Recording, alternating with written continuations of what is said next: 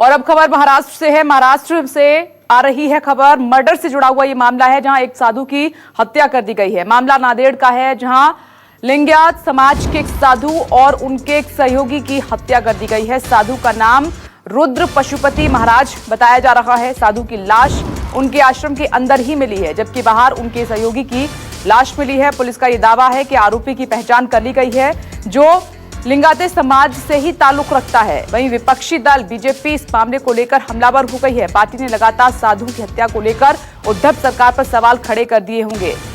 आपको बता दें कि कुछ दिन पहले महाराष्ट्र में 2 साधुओं की पीट कर हत्या कर दी गई थी। वो मामला आपको याद होगा। और अब एक और साधु की हत्या से जुड़ा हुआ ये मामला सामने निकल कर आ रहा है।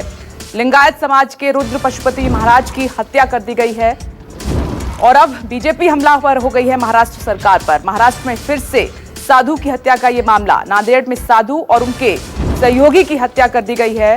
कमरे में साधु का शव मिला और बाहर गेट पर उनके सहयोगी का शव बरामद हुआ है। मामला दर्ज कर लिया गया है, जांच की जा रही है। लेकिन महाराष्ट्र में ये हो क्या रहा है? कुछ दिन पहले भी आपको याद होगा कि 2 साधुओं की पीट कर हत्या कर दी गई और अब 2 और शव बरामद हुए हैं। महाराष्ट्र में गत 1 महीने के अंतराल में ये दूसरी बार साधुओं की हत्या हो चुकी है। पहली हत्या को सरकार ने अफवाह कह के करार दे दिया। समूचे देश की और संतों की मांग थी सीबीआई को सरकार जांच सौंपे, पर महाराष्ट्र सरकार ने अब तक नहीं किया। अब 1 महीने में दूसरे साधु की हत्या होती है। ये हो क्या रहा है महाराष्ट्र में?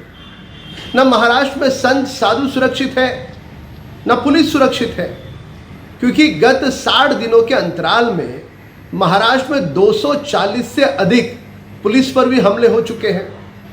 तो ये महाराष्ट्र की सरकार पूरी तरह से सब विषयों में फेल हो चुकी है। बीजेपी विधायक राम कदम को आप सुन रहे थे। महाराष्ट्र सरकार पर हमला बोला है और मेरे सहयोगी दीपक दुबे जुड़ गए हैं। दीपक, वाकई में सवाल खड़े हो रहे हैं कि पहले 2 साधुओं की पीट कर हत्या कर दी जाती है और अब 2 और हत्या का मामला। जी, पालघर की घटना को अभी कुछ समय पहले ही हुआ है। ऐसे में लिंगायत समाज के एक साधु हैं जो नांदेड़ के रहने वाले थे, रुद्र पशुपति महाराज।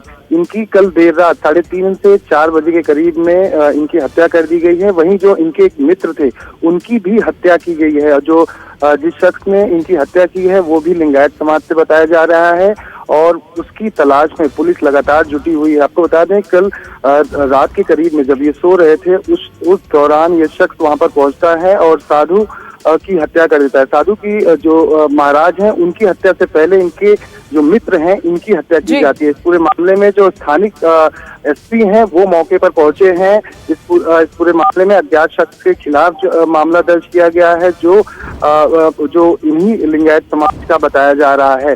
जी दीपक, शुक्रिया जानकारी देने के लिए। बीजेपी की तरफ से अब सुरक्षा को लेकर सवाल उठाए जा रहे हैं कि महाराष्ट्र सरकार साधुओं और पुलिस वालों की सुरक्षा नहीं कर पा रही है। अब आप देखिए कि पहले 2 साधुओं की हत्या हुई, अब एक साधु और उनके सहयोगी की हत्या कर दी गई है और चल क्या रहा है, मात्र जांच हो रही है।